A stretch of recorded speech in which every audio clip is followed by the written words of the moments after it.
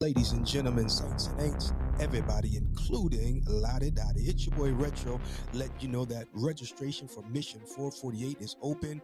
You can register today and ride the four corners of your state or multiple states. Who's going to be the first to collect the four corners of each of the lower 48 states? Hashtag Who's Got Next. Register today and ride the four corners of your state.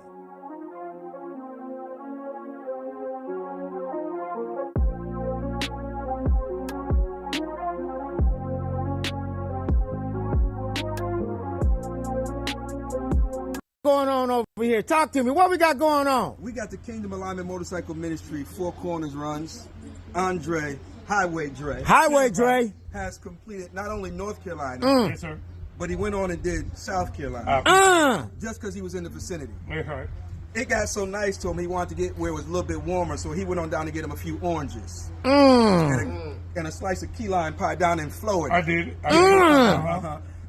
But he also stopped by to get some peach cobbler while he was in the area.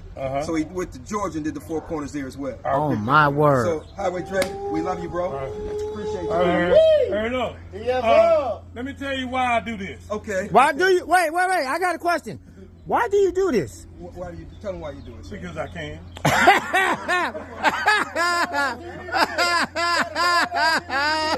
Because I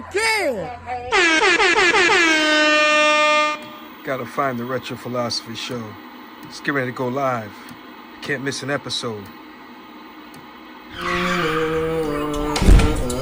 You already know what it is. It's your homegirl, Lottie Dottie. I'm in the building hanging out with Retro, and he ain't never lying. Yes, indeed, ladies and gentlemen, saints and ain'ts, everybody, including Lottie Dottie. You already know what it is. It's your boy Retro with you on tonight. And this is the day that the Lord has made. I will rejoice and be glad in it. We're going to be talking about learning through the storms of life on tonight. So let's make some noise for such a topic. Yes, sir. Yes, sir. We do have a special guest in the building. The one and only Highway Dre is with us on tonight. So we're looking forward to jumping in the conversation and chit-chatting. This is a man who, as you see, gets miles. And he also collects some smiles, too. So, I mean, you know. And so we have the pleasure of having him on the show with us on tonight. He's going to drop some knowledge.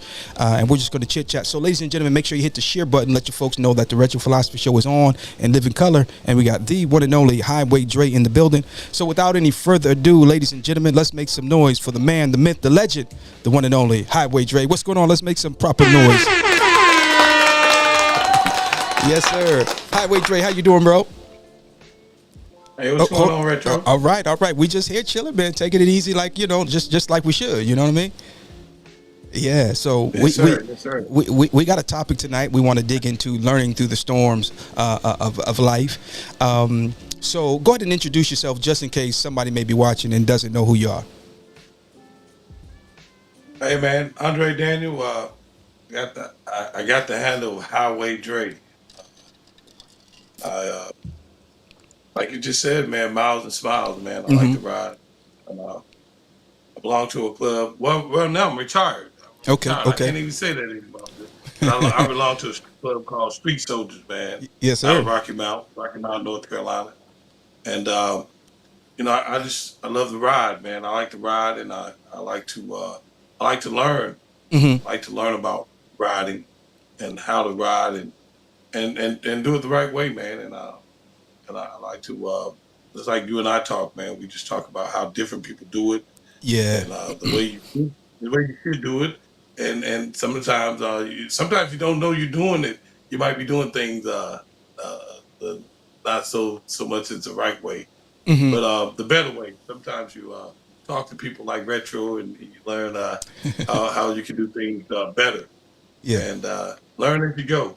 I just like riding and seeing things, and now that I've met so many different people, I'm slowing down and learning to take my time and enjoy the ride. You know, and Enjoy like the you ride. said, man, miles and smiles, man, miles and smiles. You know, Yeah, yeah. So you just and recently that's what got I'm doing. you just recently got back from a trip. Talk to us a little bit about the trip that you just got done doing.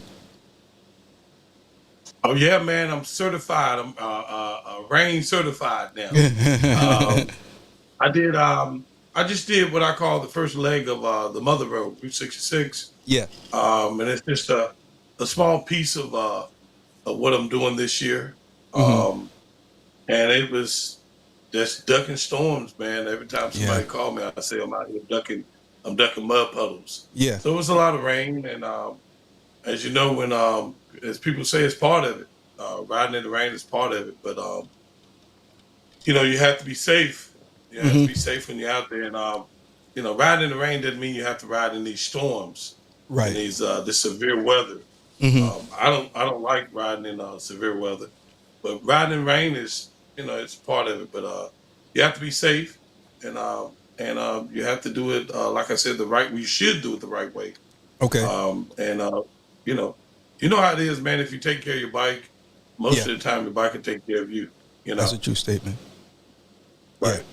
So you're out there dodging mud puddles, and so you talk about the right way. Talk to me a little bit more in detail what you consider the right way for Highway Dre and how you came to that understanding of what's the right way for you as it relates to getting yonder. What I consider the right way is mostly the safe way. Okay. For me, Hmm. a lot of people, I don't have anything to prove to Okay. anybody. Good. When it comes to getting miles, I you know, eh, I don't think this is just my opinion. Yeah. Whether you ride 5,000 miles, 15,000 miles, or 20,000 miles, whatever a year. Hmm. Um, when I say the right way, man, you know, get out there, and when you get out there, man, you got to do the logistical side of riding. You're not just Okay. riding 40, 50 miles down the road. You have to look at you have to plan it out, man. You have to look at the weather. And you got Hmm. to have people like when we ride, we give people Our our glimpse or our GPS. glimpse or a spot or whatever, and you have these people that watch your back and Hmm. they're looking out for you. And when somebody tell you bad weather's going, oh man, I'm just gonna brave through it. Or I'm gonna take my chance. Yeah. You don't take chances you don't take chances out there. Right. Taking chances will get you jacked up out there. You know, It will. It will. and I don't know, you know, I'm that good. I'm that good. Nah, man. Hmm. You know, I don't know if anybody's that good. Right. Right. Right. Sometimes, sometimes that weather is so bad, you know, you can't even see. You're riding off tail lights in front of you. Hmm. I have ridden in it because I Yeah. had to, Right. but because weather is, you know, like everybody knows, weather is ever changing. It'll Yeah. change within an hour. So like I had circumstances where Jimmy, how you say his name, Jimmy Spinagle. Spiegel, or something like that. Yeah, we know what you're I talking call him about. the Yeah. Spoon Man. Yeah. There you Yeah, go. yeah. And by the way, congratulations.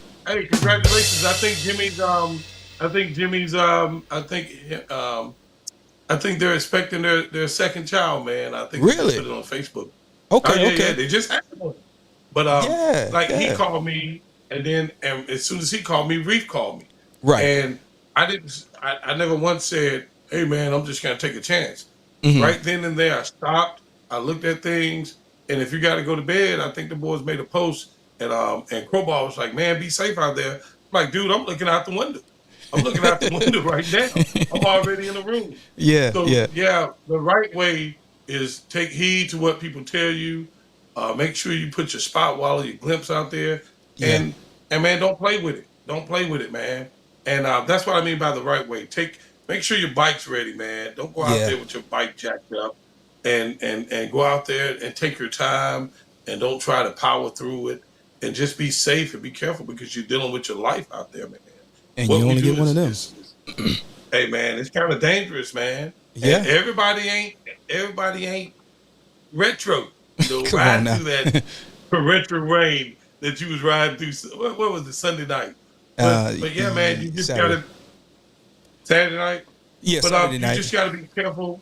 You gotta be careful. You gotta do. keep, if you gotta stop to look at it and keep a look up, man. You gotta keep looking at your surroundings and Yeah. make sure that you're paying attention. And Yeah. that's what, to me, that's doing it the right way.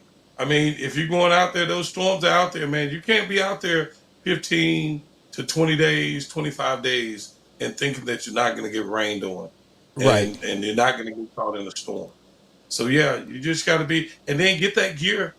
I mean, no gear is gonna, in my opinion, Mm-hmm. gonna save you from getting jacked up. Right. You know. I So think you at know. best the gear is just going to maybe lengthen your time before you get wet because, for the Yeah. most part, if you're out there in that real bad rain long enough, it's going Right. to seep in somewhere. It's going to seep in somewhere. I know for me with rain gear and I never really owned a proper rain suit. I had a little built. I had a Harley one, but it was one of the lower line Harleys. But they would always get wet in the crotch area. And that's Right. because the water would, run down, pool in the seat, and Right. it eventually seep through, Right. And, nobody, well, I know that I don't like riding wet, especially in certain areas. I'm just going to leave it right there, Right. And, Right. but if we invest in gear, sometimes that gear can prolong our time out there on the road. But it's just a matter of time. Right. Torrential rains and bad rains and stuff like that, we've all been caught in it. I'm not necessarily going to leave in it, but if I get caught in it, I'll just have to weigh it out, because sometimes it's just not worth it. Sometimes Right. you just need to just call it a night, call it a day, and live to tell another story. Yes, sir. Yeah. So what's the worst for you in terms of riding? Is it, because some people are paranoid to ride in the rain. Whereas some people can deal with the rain, but they can't take the heat. Nah, I don't think. The rain's not bad as long as it's not raining with that crazy wind and the lightning. You know, Yeah. and that's for me. You've been in it. You have to deal with it. But as soon as I can get out of it, I'm going to get out of it. Yeah. As soon as possible. Yeah. The heat. I mean, the heat is if you leave in June and July and August, and you're going through Arizona, you're gonna have to deal with the heat, Yeah. and you already know that. When you leave home, you already know it. So in the same way, you have to dress appropriately for it. And Yeah. if you're going across country, you got to be ready. I learned the hard way. A guy named Scooter Mitchell, he schooled me on it, man. I mean, you can be riding through Arizona and it's 117 degrees, and two days later you're in Oregon or Washington State and you're freezing. Yeah. So you gotta have it all with you, man. You gotta be ready. And I learned the hard way. I learned it the hard way, and you gotta be ready for it. And that's why you have the gurus, man. I mean, you gotta have those guys' numbers in your pocket. That's before you leave. Call Reef and Solo and all the other guys. They're willing to school you, man, on how to pack and stuff like that. I did. I remember the times that I called guys and they're willing to. These guys are willing to help you, man. And Oh, yeah. talk to Oh, you yeah. in detail. I called Kodak last week, man, and we just had a conversation on how we pack and we pretty much packed the same. We packed the same and everything, but we still had a long conversation talking about packing and stuff like that. Yeah. So, man, it's just you just gotta communicate with other people who's been there before you, man, and you can always pick up those little jewels, man, from those guys. Yeah. And and they'll school you on some stuff, man. Nobody knows it all, Dre, and I couldn't agree Yeah. with you anymore, man. You have to be willing sometimes to reach out to other people because you can learn something. I had a gentleman tell me many years ago, forget what you think you know and learn what you don't. And one may be an expert at riding in the rain, but you don't know anything about ride. As far as me, that heat is dangerous because it'll creep up on you. It'll creep up on you. You get delusional. You get dehydrated. You can get a lot of things. With the rain, with the proper gear and the proper equipment. Like when I was riding Saturday, making my way back home, it wasn't so much the rain. It's that I had the wrong face mask on. I had my tinted one, and so it got dark. I got a tinted shield, and on top of all of that, we go from the heat to the cooler weather, and now we got all this fog going on in the helmet. You lift up the visor, now you're getting stung with this rain, and so it wasn't so much the rain per se, but it was the fact that there was no visibility. So we got off at the first exit we could get, because it just opened up out of nowhere. Right.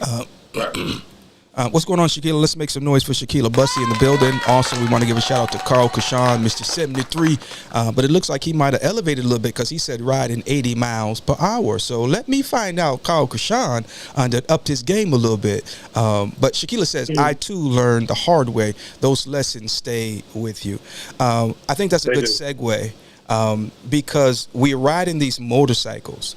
But how many times do we learn a lesson on the motorcycle that could be related to real life situations, because we don't live on our motorcycles 24/7. Talk to me about learning lessons, Andre.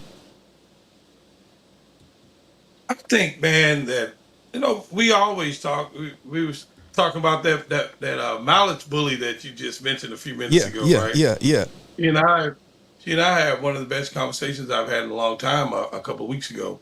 Okay. And the correlation between motorcycling and life sometimes run hand in hand. Okay. You just talked about not staying hydrated on your bike. That right?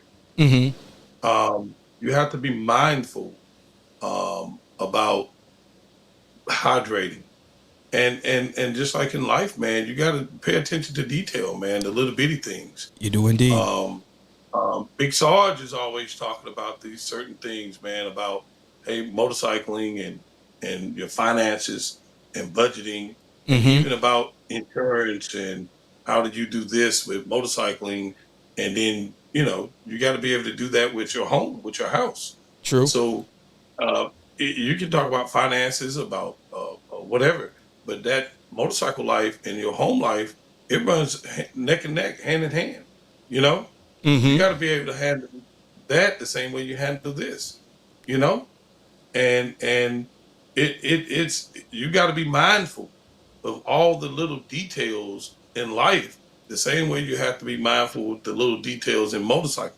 Okay. Because you'll get jacked up in life the same way you get jacked up with this motorcycling, It's dangerous, man. If you don't deal with the minor details in life, you'll get jacked up. And if you deal with the minor details in motorcycling, you'll get jacked up. You feel where I'm coming from? I feel where you're coming from. I definitely do. I think, I won't speak for anybody else. Let's make some noise for Meso Young. He's in the building. What's going on, Meso? He's out there on I-10 somewhere, almost about in California, I believe. Last time I checked him. Yeah, he's about almost there, man. And what I like about it is he's riding his ride, he's taking his time, and he's doing it safe, So kudos to Meso. Definitely continue to keep him in our prayers as he continues to travel and collecting those memories. But I think I was getting ready to talk about the fact that, we ride these motorcycles here, there, and everywhere. But we got a home. And for me, I can't speak for anybody else. When I leave, I try my best to make sure things are intact. And then also when I come back, especially if I'm out any extended amount of time, I make sure I get on what needs to be done. You know what I mean? Around the house. Now, Saturday, I got word that my granddaughter, my wife, texted me, and she says she's getting ready to push. And because she was due. And so she calls me later and said, he's here, and I says, okay, I'll be there as soon as I can. You know what I mean? And so it was important for me to get back there so I can see my grandson, let my son know I'm proud of him, and my daughter-in-law, because I don't want my family thinking that I'm putting motorcycling in front of them. And I think we see that a lot. But again, I can't speak for anybody else, so I will say what I try not to do. And I try not to allow motorcycling to get in front of or take the place of my family and my loved ones. What about you? Right. I was just Man, this is crazy. I was just having a conversation with the guy, and he was talking about the whole motorcycling thing and how he does all these other things other than motorcycling. Right. This year is different for me because I'm getting older. I'm not a youngster like you. You know, I'm not, but I'm doing bucket list things now. Nice. So in this year, I just want to try to get these things that's on my bucket list done and everything. For me, I'm motorcycling is is I don't know how it is for everybody else. It keeps me sane, man. It keeps me sane, and I have to. This is what I do to keep me level headed and to keep me even keeled. Yeah. It's hard for me to explain. So it's not my everything. Motorcycling ain't everything for me. Okay. I have other things to do. Just like this week that I have back home, I have to try to put so much in this week because I push off. I'm back home. People are like, "Why did you come back? Why did you come back?" Well, because I got to come back home and I got to deal with that dang backyard. And I got Right. an 82-year-old mama over there. And then I done said with my daughter, I was going over there with them knucklehead grandsons. It's just crap you got to do and Right. put together. And, you know, and you got to at least try. You know, you feel what I'm saying? I Because absolutely do. motorcycling highway Dre ain't it for me. You know, Right. Right. Right. I'm just trying to do so much on a motorcycle while I can. Right. Um, I do have arthritis and I do this that, and the other. When they say Dreezy, what that boy tell me? Dreezy make it look easy. But heck, it ain't easy, y'all.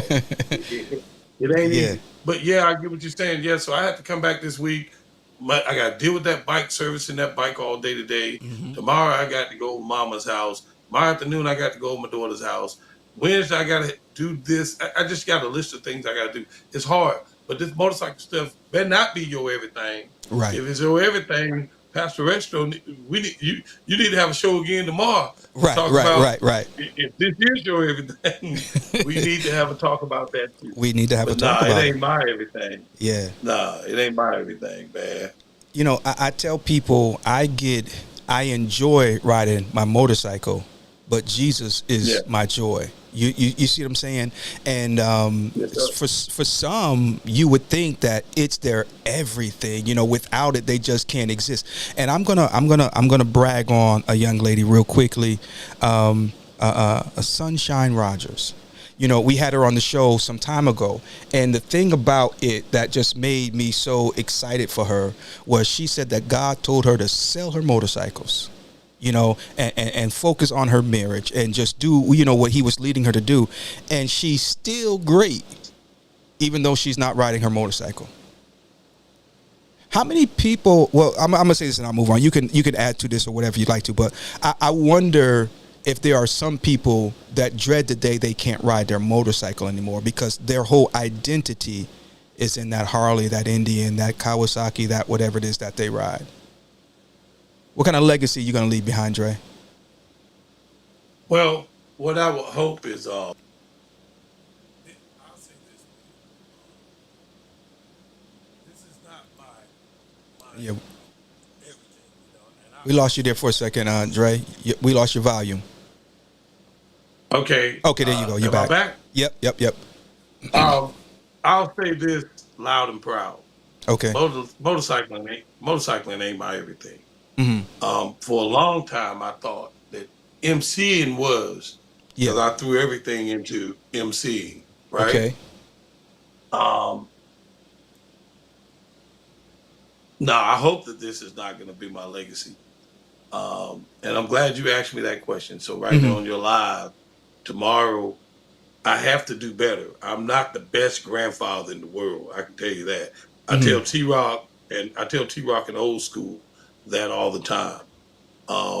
That's one of the things I have to work on as far as what I have in my personal life, as far as being a grandfather. I'm not great at all. So I will hope that I can fix that. And as far as my legacy, that's what I want to do, man. I want to fix what I got going on as far as being a grandfather. I think me and my ex-wife did a pretty okay job with my daughter. But as far as my grandkids, man, I would hope that I can make that more of my legacy, and going camping and taking the Nice. RV out and doing more things with those guys, going to the track or whatever. I got these old cars and give each one of them one of those. Nice. But that's what I would hope. I'm not doing a great job at it right now, y'all. But I think that that's what I want it to be. But right now, man, motorcycling, I love it. But it ain't my everything. Yeah. It ain't my everything. My first love is actually cars, as far as that. But right now, man, I got an 82-year-old mama that I got to concentrate on too. That's why I can't go out. I got to come back to Rocky Mount and be back here on a regular basis. Right now I can go. People like, oh man, you can go do this. You go. Nah, I can't. I got to come home. I got to go get that chicken salad and that sweet potato pie and all that stuff. But man, I got family here, man. My legacy is my family, my siblings. That's what I love, man. And I love my family and I love my siblings. I love my brothers and sisters. My blood brothers and sisters. Right, absolutely. Shaquila quoted me just a while ago. I want to go back to that because, yes, Shaquila, that is what I say often. If you do it right, you don't have to do it forever. In conjunction with that, leaders lead, good leaders inspire, great leaders attract other leaders, but exceptional leaders know when to step aside. And sometimes we are so stuck in doing what we do because our identity is consumed in what we do, that we don't know when to step aside and allow someone else to come on and carry it on to another point. I know you were the founder, you're MC, but now you're retired. And I can only imagine the level of difficulty, concern, and worry, and so many other things probably went in there to literally watch your baby be put in somebody else's hands and now they're running with it. You know what I'm saying? Right. But that's what exceptional leaders do. Right. Well, and that's the thing. T-Rock and I, man, talked about it today. Yeah. It is what it is. We retired when our club was at its height. You know what I'm saying? When it's doing what it do in this area. We're what do we call it? A big fish in a small pond. But we did it when it was at its height. We didn't want to stick around or whatever. What is it? Out with the old, in with the new. Yeah. We wanted to leave them when it was at its height and let them move on with it, man. And we have to continue on with our life and go to phase 2 or phase 3 of our life, And like you said, you got to know when to step aside. We've done what we can do. We did what we can do. Let them take it to the next level. And let me be clear on this, Dre. Stepping aside doesn't mean you step off the scene. It doesn't mean you no longer have a place. It doesn't mean but you. So yeah. No, you still rock. Yeah. You still rock, and you still do for the brand. Mm-hmm. I don't have to do for my club in the limelight. I can be behind closed doors, and I can still go talk to this person, do this, that, and the other. And Absolutely. I don't have to be up front. I'm not the face of the club anymore, but I still do what I do, and I do it behind the scenes. Mm-hmm. Would you say? It is what it is. Would you say that you are a part of the club's legacy still? Yeah. Okay. I mean, we put the first we put the first bricks in the foundation. My DNA is on that club. Yeah. You can't ever say Street Soldiers of Rocky Mount, North Carolina without saying Dre and T-Rock. Mm-hmm. Just because we're retired don't mean we didn't put them a break. We didn't know.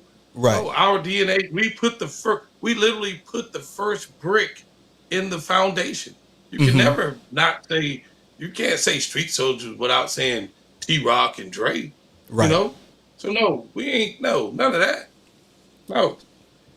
I think that, I've experienced this in church where I have seen pastors who were up in age, and they were, let's just say they held the control real close to their vest. But life happens. And when it's time for us to leave here, we're going to leave here. And so we see a lot of spiritual leaders either getting up into age where they're not able to do as much, or even, and then when the Lord takes them home, the church is in an uproar because they didn't have a successor who was, trained, who was mentored, and in some cases who isn't even ready to, step into that role. And I think whenever we do that, we do an injustice to the people we say we are serving. And I'm going to shut up after this, but leaders must understand that we are not here for the red carpet. We are here to serve the people that we lead. What you say about that, Howard Dre? I agree. That's perfectly said, man. If you did your job, you did your job okay, if you did an okay job, right? Okay, and you instill the basic fundamental honor. If you were an honorable guy, you did your, it's there. It should be there. Yeah. And when you step aside, man, you don't have to say a lot. You just step back and watch them. And if they slip up here and there, it's okay. It's a learning curve. Everything is, what do we always say? A teachable moment. Teachable moment. And you learn from it and keep it moving. Yeah. You can't keep coddling people and this and that. Let them go. Mm-hmm. Let them go. You've done all you can do, man. And if they need you, let them call you and be there for them. That's all we can do, man. But we moved on. And I'm gonna be there for my club, man. I still rock for Street Soldiers. You see that? You see what I do? Oh yeah. You know, and that's all you can do is be there for them, man. And that's what I try to do. I can't really speak for other people who may be in the same situation, but for me, I can't, I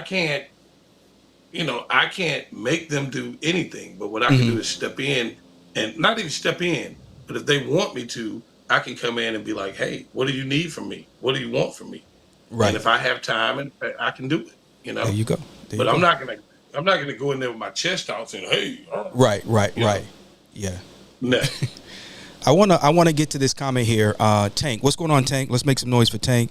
Also, Meso, he says he's got to get him some rest. He's got to get up in the morning and make his way on over to the pier. So Meso Young has made it to California. We're glad of that.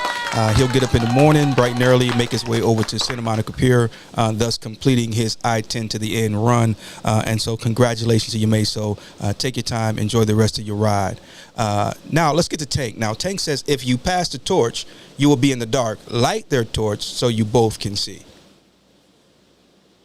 What's your commentary on that comment? You rock with that? And that's good. A lot of times when you tank, a lot of times when you tank, a lot of times when you pass that torch, I'm not saying that's my situation, but a lot of times when you pass the torch, folk grab the torch and then they like, hey, I'll get with you later. They really don't want you to be around, and they're like, man, you old news, and we got this, and we're gonna make it do what it do, and you have to accept that. That doesn't really bother me at all, and let them do what they do, and sometimes your way, your way ain't always the right way, no way. Right, right, true, indeed. You can take one route, and the other person take the other route, and still get to the same place. So. You can light that torch and give folks the blueprint, and then they still think they can. And there's a better way to do it. And sometimes just step back and watch them and let them do it, and they might be better, Yeah. But for me, I know for me with Street Soldiers, hey man, do what you do. I let them do what they do. Yeah. Yeah. How long you been riding now, Dre? A long time. Long time. Yeah. I remember when I was 16. I'm almost 48. I used to steal Daddy's KZ1000 when I was 16. You almost what? I'll be 40. I'll be 48, right? Yeah, 48 this year. 48. Not 48. Oh, I'm getting ready to say. Hold on, wait a minute. Yeah, okay. That sounds a little more. No, okay, all right. Yeah. Hey, 58. Yeah. A long time, man. Hey, a long time. Yeah, man, long time. I don't know. So, in your time of riding, if you could think about maybe one or two things that you was doing wrong that you thought you was doing right, and when the light bulb finally went off, how did that all play out? Is there anything you can recall? Man, how many things was I doing wrong? Oh man, speed for one thing. When I was on a sport bike, Okay. wheelies and speed, Okay. I was reckless on a bike. I thought that you know, just riding reckless and fast on motorcycles all the time. Mm-hmm. That was the worst thing about me, man. Doing wheelies and just being reckless. Yeah. And that was the biggest thing about me, that I knock on wood and say I'm blessed to be here. Yeah. Because it was crazy, the things that I used to do on those sport bikes. Mm-hmm. When I first started riding Harleys, Harley Davidsons, when I started riding those Harleys, and even when I think that the worst thing I used to do when I first started taking trips was overpacking bikes, because I would never wear that crap. Right. But not planning, Mm-hmm. the logistical side, I could never stress that enough. I know people don't really think about that a lot, but the logistical side of taking these trips is so important. Oh my God. Yeah. I think that's one of the most important things when you're taking a trip that's over, I don't know, Retro, what do you think? 4 days long? A 4-day trip or a 5-day trip? The logistics to it is amazing. I think you can overthink a trip, but I Mm-hmm. don't think you can ever over plan a trip, because you need to have a plan A, B, C, or whatever. Um, um, I think that's one of the biggest mistakes I used to make. I Mm-hmm. didn't, as far as like packing and overpacking, that's a part of, thinking about your trip, and just the logistical side of it. How Yeah. far can you ride in a day, and with enjoying it and not Mm-hmm. overriding? And when I Okay. say that, I'm not, when the people say how far you can ride, they automatically think how many miles they can ride. Yeah. No, that's not what I'm saying. What I'm saying is how far you're going to ride with your stops. I'm not thinking 800 to 1,000 miles a day. I'm saying, what can I get done in this day and still ride 650 miles, Mm-hmm. still eat lunch, and still be safe doing it? Yeah. You know what I mean? Yeah. These are the things that I'm talking about. Okay. And I didn't know that stuff until I met. I had met these guys, but sitting down talking to Reef and Tone Tea Mm-hmm. Time, Yeah. they really, really opened my eyes to the logistical side of riding bikes, Mm-hmm. and that blew my mind. And that started in, like, I think I went to Ride to Eat in 2019 and started meeting all these younger people. I Yeah. was riding across the country, Mm-hmm. but I was like tank to tank, Yeah. 85 mile an hour. I'm trying to get to Cali. I'm trying to, and I was letting everything blow by me. But when Yeah. I met these people at 19, it just started blowing my mind when I met them. So I think that's the biggest thing for me, was the logistical side of things, slowing down, but also getting the job done too, getting there Yeah. too, but getting the most out of my trip. And I Okay. still am not doing a great job at it. I'm still Well, not doing good. we progress as we go. You know what I mean? Right. You said something, and for me, it's quite the opposite. I will overthink a trip and underplan a trip. I'm thinking, that's just kind of how I end up working. My wife is the bigger planner. So if she's going with me, she kind of, we kind of balance each other out as far as that's concerned. Right. But, Right. I kind of think my trip through, I think the ride through, what could happen, what might not happen, what to expect, kind of a thing. And as far as planning, I know where I'm going, and I have an idea where I may stop, some things I may want to see, but I just work it out as I get there. I very rarely will I book a hotel along my route, unless I just know that I'm gonna be in this area for a day or two or something like that. But otherwise, Right. I just wait till I get there, because shoot, I may overshoot that stop or undershoot it. So I may need a room, to stay before I even get to the state that I had planning on booking the room. You know what I mean? And that's what's hard about it. Yeah, That's yeah, hard. yeah. It's tough. It's tough because here's another It's thing, tough, Dre. man. I may take a trip, and first of all, I went up to Maryland to do the Maryland Four Corners, as well as stop by and show some love to the Kingdom Knights for the 20-year anniversary this past weekend. One thing I learned from that trip: don't leave tired. Anytime I'm getting ready for a trip, it seems like I never get. It's like that night before, I'm always up late. But this past week, it was just ridiculous, and I was tired. I probably got about 3 hours sleep before I left. I left out about 4:30 in the morning, and so that trip was a struggle getting up there. I just had to fight through, not so much fatigue, but tiredness. But anyway, what I was going to say is sometimes I'll get out there and I get going, and I'll just catch a groove. And I'll just, and I can just ride and ride and ride and ride. I'm not tired. I'm good. But then another trip, I can't plan the next trip based on how I rode that trip because things may be different. I might get 3 states over and a little bit more tired than I was the last time. So, I think we just have to, do it trip by trip for the most part. Yeah, I agree. I agree. Yeah. But I try not. I can't. I guess because I'm getting older. Mm-hmm. I hate to. Once I'm tired, I can't regroup. So I tell people all the time. I said, man, I don't overdo it when I leave. I'll Yeah. like when I leave from here next week, I may ride to Memphis, 800 and whatever miles. Mm-hmm. That's doable with taking breaks. I can leave at 4 a.m. Mm-hmm. and get there and it's still daylight. Yep. Get a good night's sleep. Get up Yep. the next morning and go. But I don't want to do like people say, oh, just do an iron butt. This other week, I rode 920 miles, and folks said, oh, you could have got an iron butt.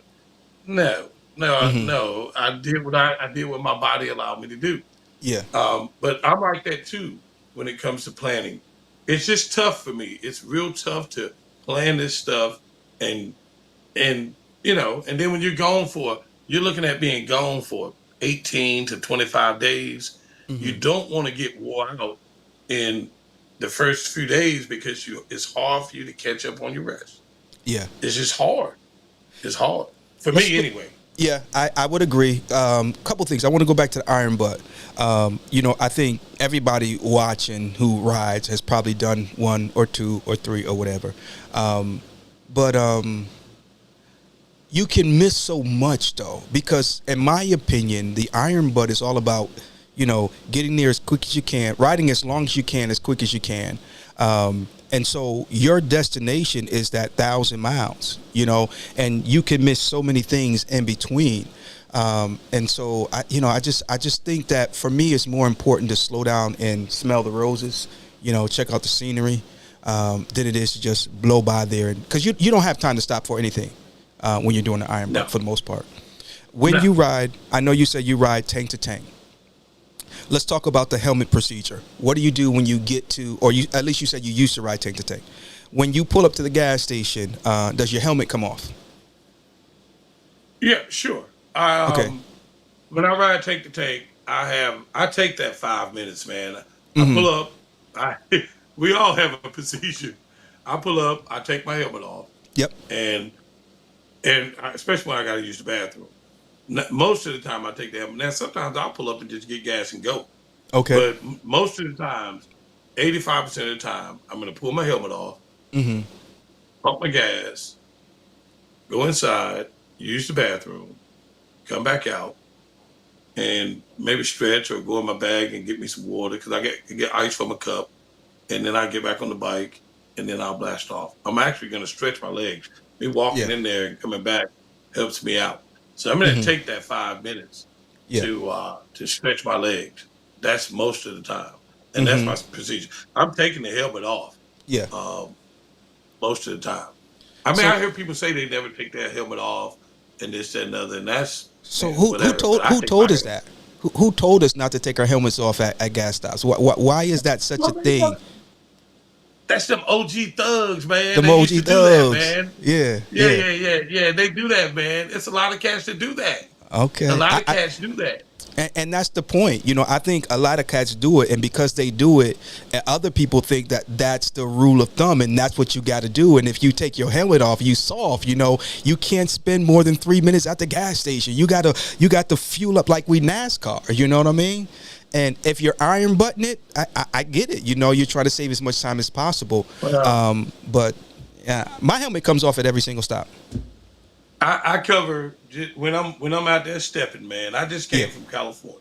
And the last Cali run, what September? September last time I went to California. So when I came back, folks was calling me saying, "Ain't no way you got back from California that fast." Yeah. Right. Believe me, I took my dang helmet off every time. Every stop. I walked around. I stretched. I did everything because I had to get the blood circulating. Right. And get right. And they said, "Ain't no way you got back that fast." Yeah. I said, "Well, man, believe what you want to believe." Every time I turn around, you was posting a state sign. I was tagging all the time. I was putting my little bitty. I got the world's smallest sticker. So I was putting my itty bitty sticker on every sign. Okay. And they was like, and I would take a picture, and I was letting folks know I was moving.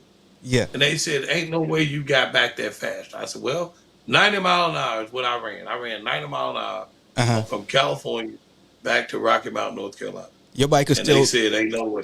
Your bike can still cruise at 90, right? Yeah, the cruise. Yeah, I mean, no, I'm talking about the cruise control. Yeah. Yeah. Okay. 93. Yeah. I think mine's like 91, something like that. Yeah, mine cruise at 92, 93. Yeah. And I took that helmet off, and they were saying that, "Oh, you should." So I'm telling you, you can make good time taking 5 minutes at every gas stop. Yes, sir. And I was averaging between 195 miles and 215 miles per stop. That's what I was doing. So here's my philosophy on that. Shout out to Bolo. He's in the building. What's going on, Bolo? I see Crowbar on as well. Good evening, Crowbar. God bless you. Thank you for tuning in on tonight. He said he's getting old, so that's why he's becoming Little Highway Dre. But here's my philosophy, okay? When I get to a gas stop, my helmet comes off. You know, I always go in and pay for my gas. I don't pay for gas at the pump. I go in, I pay for my gas. I might grab me a drink, I might not. Use the restroom if I have to. But I get off the bike and, you know, I pump my gas and I take that little time to just kind of recoup, if you will. You know what I'm saying? And so I may spend, 10 minutes at the gas station. It all depends, And but that's time that I can kind of recoup. And versus just gas and go. Now later on throughout the day, now I'm exhausted, I'm tired, and I got to shut it down. Where if I can take those few minutes at each gas stop, and kind of fill my tank as I'm filling the gas tank back up, it works for me. It could be psychological, I don't know, but it works for me, and so I can get extended riding time per day because I take a little bit more time at each gas stop to just kind of breathe. You know what I'm saying? And that's what works for me. It may not work for somebody else, but for me, it does. Yeah, I agree. Yeah. So, go ahead. No, I've even taken a walk, man. Whatever works for you, man. I got to get my blood to circulating and get that ringing out my ear and just. Yeah, I got a call coming in or something. Ladies and gentlemen, thank you for pressing play. You're watching the Retro Philosophy Show with yours truly, Retro and Highway Dre in the building. Let's make some noise. Bada boom, bada bang. There we go. There's the noise. Go ahead, though, sir. You was getting ready to say. No, and that's how I do it, man. Because when you're talking about, out there stepping, and most of the time when I do an iron bud, it's because I'm trying. Most of my iron buds come from me trying to get home. That works. Not pay for another hotel room. Right. So if I'm out there, man, and I'm like, oh, right now I got 1,100 miles to go home. I'm gonna go ahead and get an iron bud, and I'm gonna go ahead and stay home. And sometimes it's 1,500 miles. I was like, oh, I'm gonna get 1,500 miles. Yeah. And that's where my iron buds come from. It's trying to get home without paying for another hotel room. That works. I like what Moose says. He says you got to gas up your brain also.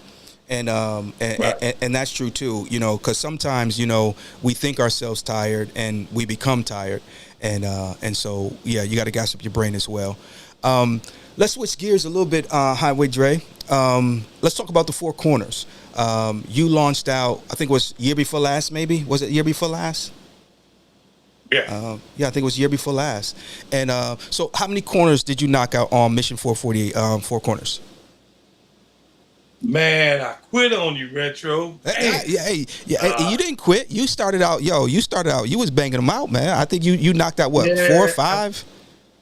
Yeah. Then I know Alabama, I registered for Alabama, and I never did it. I got busy doing all this other stuff, man, hanging out on the West Coast and all this crap. Yeah. I did. I gotta go look at my patch. It was 4 or 5. You did Georgia. You did North Carolina. You did South Carolina. Virginia, Florida. Virginia, Florida. Yeah, you did Florida. Yeah, so I only did 5. But you registered for 6. Yeah.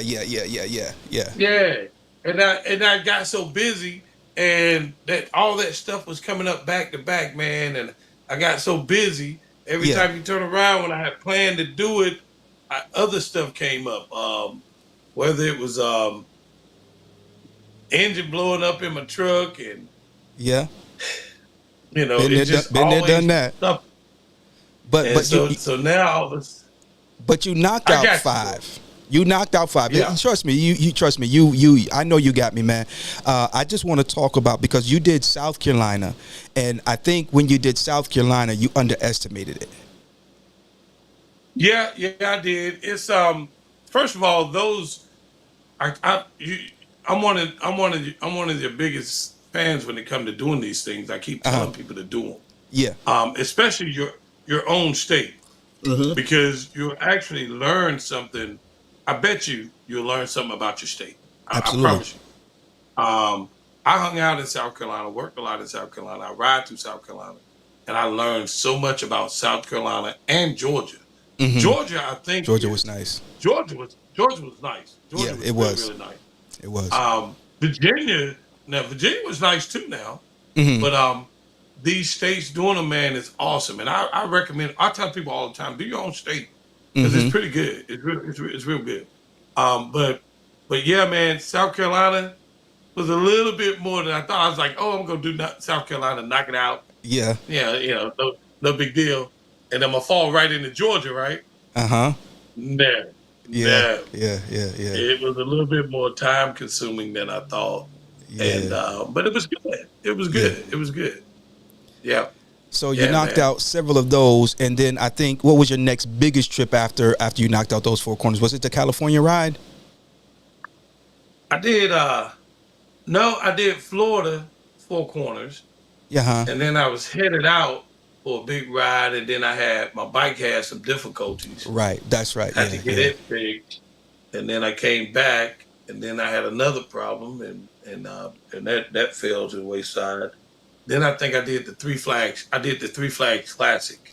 That was an awesome ride. The Three Flags, yes, sir. But I turned the Three Flags Classic into a journey. It was one of the better rides. I followed Boston around, and for about 7 or 8 days. Okay. That chick had me in all kind of mountains and stuff, and she had me flying an airplane and stuff.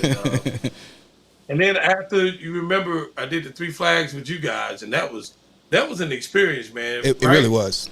Experience of a lifetime. Yeah, it was. It really was, man. I saw Low Key was on here earlier. So I met so many cool people. Yeah. And then after the Three Flags, because remember we did Canada, California, Mexico. So after Mexico, I hung out with Low Key. Low Key, my man now. Oh yeah, Uncle Low Key. Yeah. That's a bad man. Yes, sir. Yes, sir. So then I hung out with him in California. And he was gracious. He was gracious. I hung out with Highway Smiley, the King of Cali. King of Cali. Parked my bike at his house with Miss Sandra, and then I flew to Hawaii. And rented a bike. went on a bike in Hawaii, man, Yeah. and got that experience, and then came back, man, and yeah, man, I was gone for 29 days, You man. was gone, bro. You was Yeah, gone. man.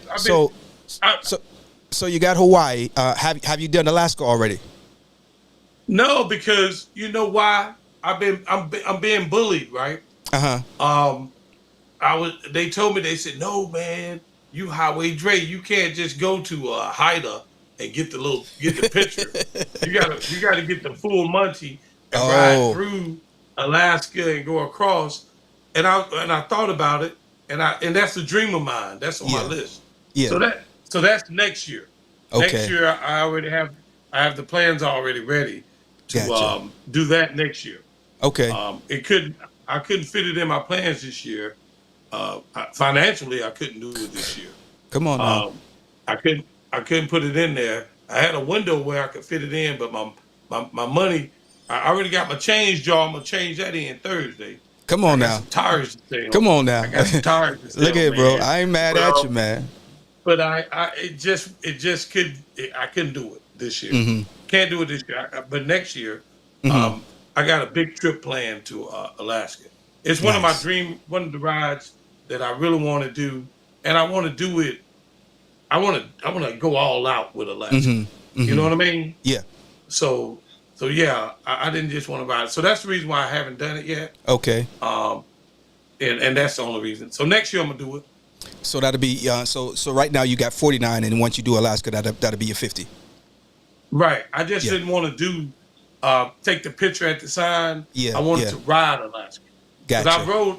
I actually rode everything else. And to just take the picture at the sign, for me, it just didn't feel right. Be almost like cheating. You know? It's almost like cheating. Yeah. Look, that's just like doing the Grand Slam, and they're not officially doing the Three Flags Classic. Yeah. So I still got to do the Three Flags Classic because I didn't want to be like Barry Bonds and have an asterisk beside my name. Yeah. I'm still gonna do it because, you gotta do it. Let's talk about biking on a budget. If you're not careful, you'll go out here and you'll get you a brand new CVO with the Purity sneakers to match it. You'll go get your helmet airbrushed, and you'll be making every run that the club is doing. Meanwhile, the family's hurting, and you look good, but you got to park your bike at your friend. Let me not go that far. Let's talk about biking on a budget. Well, I can't speak for everybody else. Okay. Everybody say, "Oh, you got it." Hey, bro, I budget to the 10th power. I don't know where these other people get it from, but I tell you, I budget. Yeah. I don't eat out like all these folks do. I don't buy the sneakers, the clothes, none of that. November, Kodak don't either. Do whatever.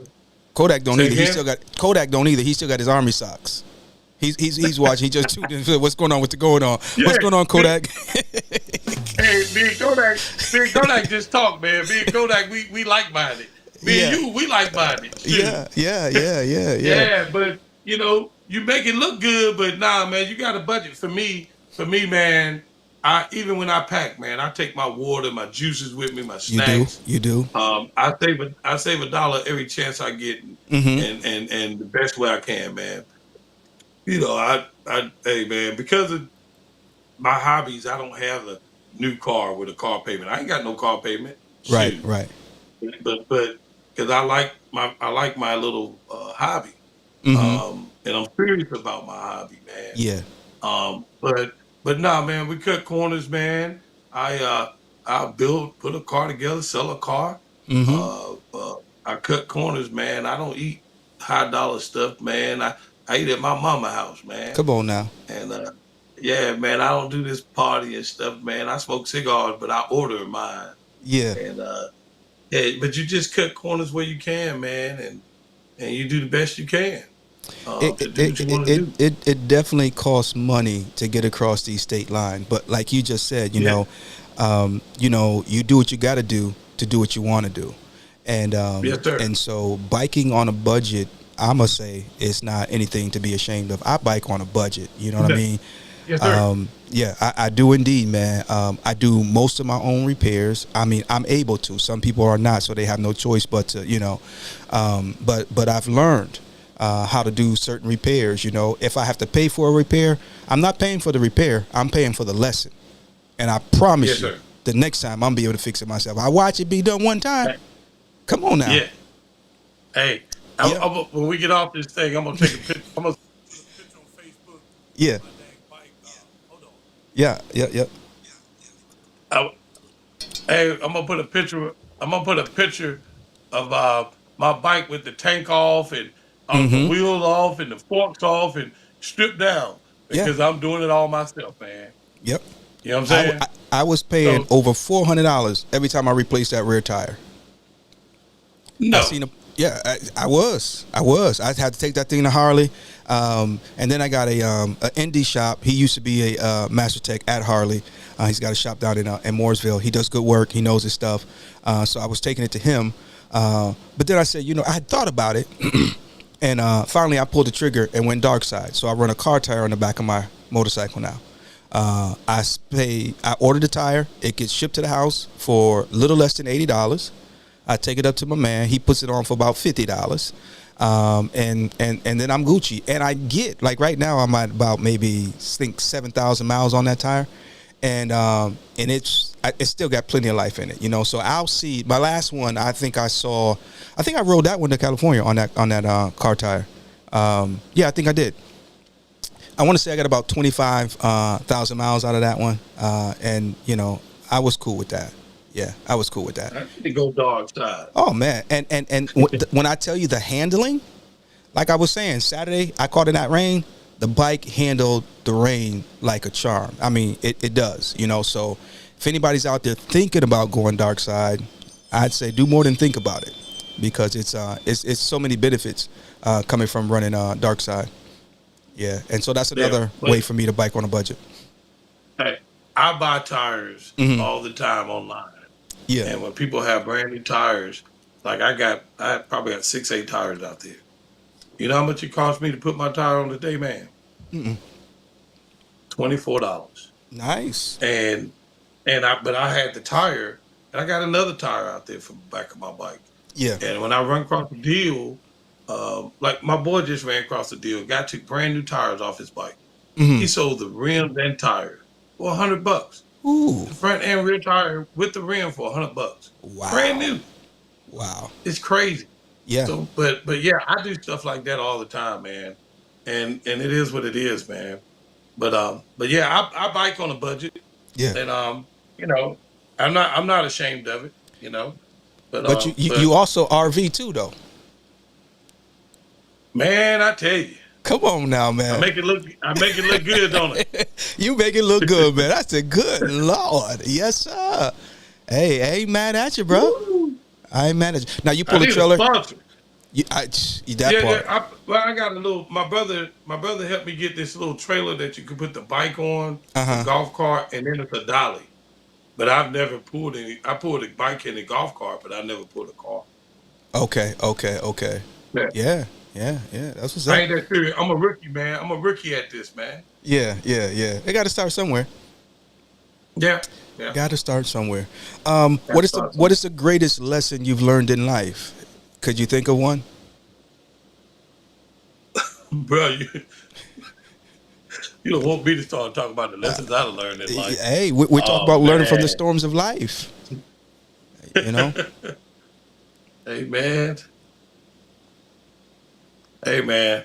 Yeah. I'll tell you what you better do. You better learn who you can really trust, man. Yeah. And if you really got a friend, if you really have a friend, hold on to them. Hold on to your true friends, man. Yes, sir. Hold on to your true friends. Yes, sir. You know what I mean? That's all that's the clean version. That's good. That's good. That's good. Man, I have a couple of friends, and I love them to death, man. That part. And I ain't ashamed to say it. I got a friend in Terrence Dickens, and I love that guy, man. Yeah. And that's just one of them. Yeah. And if you have a true friend, man, hold on to him. That's it. Yeah. That's it. Because a lot of them ain't your friends. Right. And Yeah. that's real. That's just real. That's real. That's definitely real. I'll say this as well, Highway. Sometimes we get in our little feelings and we don't apologize when we need to apologize. But if that's a friend, man, make the apology. Do whatever you got to do to mend that thing, because they don't come a dime a dozen nowadays. You know, No. so I agree with you, man. Do everything within your power to maintain. I don't believe people are expendable. No. You know what I'm saying? No. So when you have those friendships, man, maintain them and do what's necessary. Let me ask you this, Highway Dre. Is there a difference from learning from a storm and learning through a storm? Is there a difference? Yes, sir. Okay, can you elaborate? In your opinion? Well, you asking hard questions. No, these are good questions, Um, man. These are good questions. Learning through a storm and learning from a storm. Yeah. I think when you learn through a storm, it's better. Okay. When you go through a storm, you come out a better person. Mm-hmm. And then me, when I learned through a storm, I wear them on my sleeve, man. Like, Yes, sir. when you're in the military, you got Yes, that rank. sir. Yes, sir. I earned it. Yes, It sir. might hurt, man. It might hurt. Whether it's that friend that you're talking about, Uh-huh. a guy might have backstabbed you or whatever. It could be a wife, an ex-wife, a woman, you know. But whatever the case may be, when you learn through it, you come out a better person. For me, I'm not bitter. Right. I learn from it, and I'm a better person. I'm good. But when you learn from something, I don't think you get as much from it. You don't. I mean, it's hard, man. Yeah. I just think when you learn through something and you go through it, you may be curled up in the bed for a week or three, a month or two. And when you come out on the other side and you breathe, and when you think about it, you say, man, that was rough. And then you smile about it, Yeah. hold your chin up, and you go on outside and smile about it and continue on with life. Yeah. You know? Yeah. All of us have been through. I mean, I've been through a lot. You know, that's why I smile a lot. I used to be Right. a mean person, Retro. I used to be mean, man. Yeah. I was a mean dude, man. Wow. And now I smile, man. I just smile about everything. Nice. Just smile. Hey, Kirk Franklin said you Hey. look better when you smile. Hey, man. Hey. Because it is what it is. It is It's what it too is. much. Ain't nothing good gonna come out of it. It ain't been a month ago. My brother said, man, you used to see red and it won't nothing nobody could do about it. And that was a horrible feeling, man. Yeah. That was horrible. Wow. Now, man, I really look back on it and be like, man, you freaking idiot. You could be gone right now. Yeah. Yeah. Hey, I'm yeah. so glad them fools folded. Yeah. I could be dead now, you know. But yeah, man, when you go through stuff, man, and I just like a lot of other people, man, we all been through so much. And look at us now. Yeah. As Reef say, did you die? And you still here, man. Still here. I'm lucky. I'm one of them cats that say, I'm blessed to be here. I should have been gone. Mm-hmm. And look at me. Look at me, you. man. Look at you. Look at you. Look at me, man. Sitting up here right fat, 230 pounds. Oh, that ain't fat, man. You good. But going through stuff, man, I've been through. I get on that bike sometimes, man, turn the music off and sit there, man, and don't even know I'm crying. Yeah. And I said, this fool sitting up here crying, and then I start laughing. Yeah. Start laughing and smiling, man. Yeah. You know? Yeah. And because I don't even know why, man. I've been so blessed. I'm like that cat you throw up in the air and flip 20 times, but as soon as I get Yeah. ready to hit the ground, Land on for your some feet. reason I always land on my feet. Yeah. So, man, yeah, sometimes I sit up there and cry, man, because I've been through so much, and then I start laughing and say, look at me, Yeah. you know? Yeah, so I ride, man. People say I ride. You asked me before, say, man, why you do this stuff? I say, because I can. 'Cause I The answer can. to it is because I can. Because I have to, man. I'm a blessed cat, man. I'm going to tell you right now. I'm blessed, man. Amen. I ain't Amen. supposed to. All these people be talking about, man, I shouldn't be here. Well, fool, I know I shouldn't be here. Right. And Right. That part. Look at me. Sitting up in here on live broadcast with Retro. Come getting on a now. massage. Come on now. Get a massage, man. Look. Hit the button again. There you Look, go. look, look. Start it over. Start it over, baby. Yes, sir. But then, man, and that's why I joke all the time, man, because I used to be a mean cat, man. Wow. I used to be a mean cat, man. And I know that don't nothing good come out of being a a-hole Right, and right, being right. mean. Yeah. You know what yeah. I'm saying? I'd rather hug you than to slap you. So That why part. not hug somebody, man? You feel me? I 'Cause do everybody indeed, got man. guns now. That So part. yeah, Yeah. that's yeah. why I laugh and joke all the time. We ain't talking about that no way. We But talking you- about something else. No, that's exactly what we're talking about, learning through the storms, because see, we live and we learn, and what you used to be ain't necessarily what you were called to be. And so a lot of us, Right. we do things because we believe that's what we're supposed to do. And, you know, and a lot of times that's put on us by friends, by people. Right. You know what I'm saying? Right. And it's great when a grown man can acknowledge the fact that he learned, and the things that he used to do, Yeah. he don't do no more. You know? That's right. Yeah. So hey, And Doc, we appreciate you, man. Yeah. Yeah, we appreciate you. Chantel Williams is in the building. What you say? Let's make some noise for this young lady right here. You get more. Ooh, come on now. She preaching. We was getting ready to try to shut it down, but she's trying to start stuff up. You get Come on more now. with honey than vinegar. And my mama, right downstairs, used to tell me that all the time. She said you get more. I think she used to say you get more bees with honey than you do vinegar. You know what I'm saying? Yeah. The Bible says Yeah. it this way. It says a soft answer turneth away wrath, but grievous words stir up anger. And so we got to realize, we got to learn through life that sometimes everything you want to say don't need to be said. Wow. You know what happens when a wise man argues with a fool? He becomes a fool. He becomes a fool. He becomes a fool. And so Dr. Dre, we want to say thank you for all that you have done and do and will do. You mentioned earlier about, you ain't been a good papa. You a good papa. You there. And you still have time to improve and do better. See, doing better doesn't mean what you're doing is wrong. It just means you still got more to add to what you got. So, don't tell yourself you're doing bad. Just tell yourself you want to add to what you've already been doing. And those grandkids, they're going to love you. Motorcycling has been great for all of us. It can be a part of our legacy, but I don't believe it needs to be our legacy solely. I want my grandkids and my cousins and my nieces and all them to say, Sheldon, he would ride that motorcycle, but he was also a good uncle. He was at the birthday parties. He was, he always made us laugh at such and so on, and that's what I want. I'm not ashamed of the fact that I enjoy riding my motorcycle. My church knows that. They support it. They allow me, they don't fuss when I have to take a Sunday off. I try not to do it too much. But they understand that, it's what I do, and I don't do it because of the Retro Philosophy Show. I don't do it because this one is pressing like. I do it because God allows me to do it, and I get something out of it. It's for me, it's a humbling experience. Every time I throw my leg over that motorcycle, it's a humbling experience because I know it's just God's grace and mercy that gets me back home. I believe I'm a very good rider.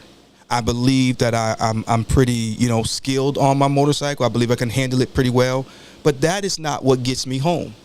It's not what gets me home. We know plenty of people who are skilled and who are excellent riders, but we have to say RIP because it's not our skill that gets us home. It's the grace of God. And so when I'm on my motorcycle, it is literally a humbling experience. I talk to God, I hear from God, and in essence, it keeps me grounded. It keeps me humble. Yeah. It does indeed. So, Dre, anything you got you want to say, man? Take us out of here with. Man, I appreciate you. I appreciate you for inviting me, man. And I'm just happy to be here, man. And you're doing a good job, man. I like the way you move, Retro. Thank you, sir. Man, from thank day you. one. Thank you. From day one, man. Day one. Yeah. But hey, I appreciate you. All right, Doc. You go ahead and lean back in that chair, man, and I'm gonna go downstairs. I ain't got no recliner chair like you. I'm gonna have to find me one, man, so I can be like Dre. Hey. Yeah. Hey, man, that thing worked too for your lower back, baby. Yeah. Hey, look. And it's got the little thing for your feet too. Oh, Good man. gracious, boy. Oh, you doing real good over there, man. Doing real good. Hey, I'm coming to Rocky Mount, man. All right, come on, baby. Come on, Yeah. you can eat some of these ramen noodles I got. Come on now. Yeah, I put a little extra hot sauce on it, man. We be good, man. I love me some ramen noodles now. But in all seriousness, I will be up in the Rocky Mount area. I'll let you know. I got a couple assignments up there, so I'll be up that way, and I'll definitely reach out to you, and we'll get together, break bread. All right, bro. Appreciate All it, right, man. Yes, sir. Yes, sir. You have a good night. All right. All right. Ladies and gentlemen, saints and ain'ts, everybody, including Lottie Dottie, that was my man, 53 grand, the one and only Highway Dre, making it do what it do Monday through Monday. Cool brother, man. Every time I see him, I get a laugh. If you're gonna be around Highway Dre, you might leave with your cheeks sore from just laughing. And dude is a certified nut. I tell you, man, but in a good way. In a good way. We spent, I don't know how much time it was when we did the Three Flag Classic. Reef and Solo and Highway Smiley. We had Tushy, Carmel Tushy. We had who else we had? We had oh my goodness, we had Low Key. It was like upwards of John. It was like 20 of us or so. I think total registration was almost 200. So if you are considering the Three Flag Classic, look into it. It was a ride of a lifetime. I'm not gonna lie. I left Solo Dolo from North Carolina, headed to Canada. On my way, I had a breakdown in Council's Bluff, Iowa. Never been there before, but I will go back because they treated me royally. They really did. They showed me so much love, and everywhere I went while I was there. When I broke down, I ended up getting a hotel. Went over to get some food, and I mean, it was all love, man. I really enjoyed my little stay there, even though it was under not so great circumstances. However, when I returned home, my brother-in-law, he asked me, what's the greatest part of the trip? I said, the breakdown, because it truly was the breakdown that blessed me the most. It helped get things, it set the rest of the trip in order, if you will. It set the precedence for the rest of the trip. It set things in order, you know.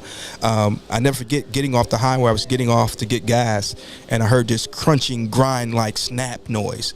And I said, OMG. That don't sound right. Not that it ain't supposed to make that kind of noise. And first thing I did was I called my wife. I said, man, something's wrong with this bike. My trip is over. I'm in Council Bluff, Iowa, and this is not good. And so my wife on that trip, she was my what do you call it? My pit crew. And when I don't know how she learned to do this stuff, but she learned to do it. She said, look, my man out there, I got to make sure he good. And she was pulling up that phone. She was finding hotels, this, that, and the other. She was a beast with it, man. She held me down. Shout out to my beautiful wife. She always holds me down, man. We will be celebrating 29 years of marriage come June the 29th, to be exact. So anyway, I got a hotel room that night, and called Harley in the morning, and they said, man, our tow guy is not here. You know, you're gonna have to get it here some kind of way. And they put me on hold, and they said, you know what, our service manager is gonna come get you himself. What was that name of that? Los Hills, I believe it might have been, Harley Davidson in Council Bluff, Iowa. My goodness, man, it was, man, I hated to be there, but I was glad I was there, because again, it just set things in order for the rest of the trip. And so that's why, ladies and gentlemen, we got to learn through the storm. Through that storm, I learned to trust God. And it was necessary, because the rest of the trip would have been completely different had I not been reset, if you will. I think sometimes we get out there and we get so excited about what we're doing and who we're with and where we're, you know, all this, that, and the other. And sometimes we lose track of the real assignment. I preached a message one time. I won't preach it tonight, but I preached a message, staying in alignment while on your assignment. And sometimes it is a breakdown that will get you back in alignment. Yeah. And so it was an awesome trip, the Three Flag Classic. Again, if it's something that you've been considering, check it out. However, there's another ride that I want to tell you about. Yeah, it's called Mission 448. Ladies and gentlemen, saints and ain'ts, everybody, including Lottie Dottie, let's make some noise right there. So Mission 448 is something that we have been doing for the past couple years. I want to say thank you to all those who have been riding the four corners of your state. And this weekend was another reason we were on ground. We went up to Virginia to deliver some patches to the one and only Buster and Cinnamon. Let's make some noise for them. That there is an awesome couple. Buster and Cinnamon, I think the world of those folk, man. I really do, man. They did the four corners of Virginia. I was just talking with Digger. He was on the show last Thursday. He did the four corners of Virginia as well. Yeah, they did the four corners of Virginia as well. Him and his and the motorcycle ministry that he rides with. They are now getting ready to do the four corners of California and the four corners of Florida in conjunction with the four corners of the United States. So they're setting out on May the 30th. And they reached out to me back in the summer, I believe it was, and says, hey, man, next year we're going to be doing the four corners of the United States. And we came across your ride. We want to do this in preparation to see, you know, what the other brothers can do, what the bikes will do. And so they launched out, and they did it in one day, and they did it in one day for a reason, because of the four corners of the United States that they will be doing. They want to make sure they can ride that length of time, you know, in one setting, one shot. And they did, man. And so great folks. We've since, you know, stayed in contact. And like I said, they're launching out the end of this month. And I will be posting their channel on the Retro Philosophy Show. They're riding for autism. So they've got their trip planned out well. And I'm looking forward to following their trip. Meso Young, he's out there doing the I-10 to the end. And he knocked out the Ohio four corners. I rode that with him and a couple other brothers. Nick Holly up there in Canton, Ohio. Mike and Money Mike. And we all got together, about maybe 5 or 6 of us, and we knocked it out. Great run. We did it in one day. So it is doable in one day. But I tell you, that Nick Holly, he had that gold wing wide open, man. And but it was a great trip with some great brothers. So if you need more information about Mission 448, make sure you check out our YouTube channel. We also have a page here on Facebook. It's called Mission 448. And so go on over there and, you know, hit the button, hit the link, and it'll give you everything you need to know about Mission 448. If you have any further questions, don't hesitate to reach out to your boy, and we will go ahead and enlighten you on whatever it is you need enlightenment on. Now, I'm out of here. I want to say thank you for pressing play and joining us on tonight. Again, thank you to Highway Dre for taking time out of his day to chit-chat with us, talking about learning through the storms of life. Catch us tomorrow for morning inspiration here on the Retro Philosophy Show. Ladies and gentlemen, saints and ain'ts, everybody, including Lottie Dottie. Yeah, we're out of here. See ya. Thank you.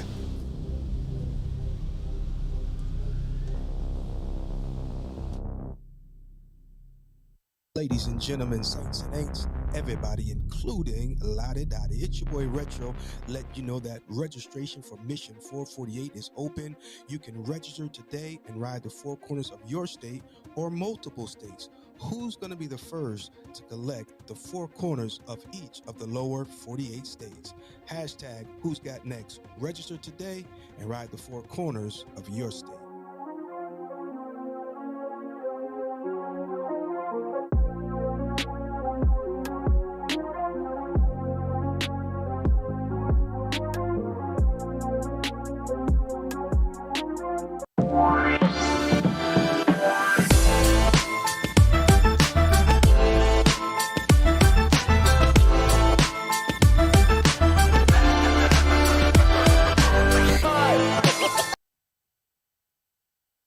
Hey now, this is the Mileage Bully, the Moto Mob CEO, home of the Moto Mob where legends are made. You are now tuned in to the Retro Philosophy Show. Like, share, and subscribe. You know what to do. Press play. Say, man, you know what it is, man. Special guest in the building. Much love and respect to my man Retro stopping through, y'all. Y'all know what to do. Big Cell. You still keeping it 100.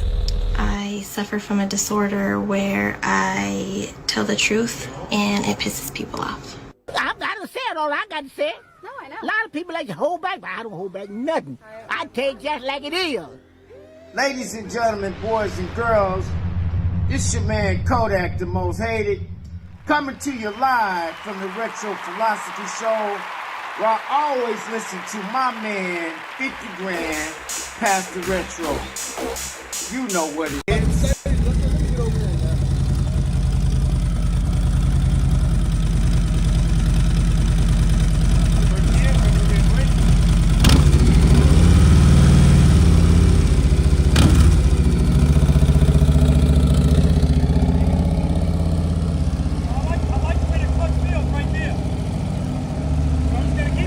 Okay.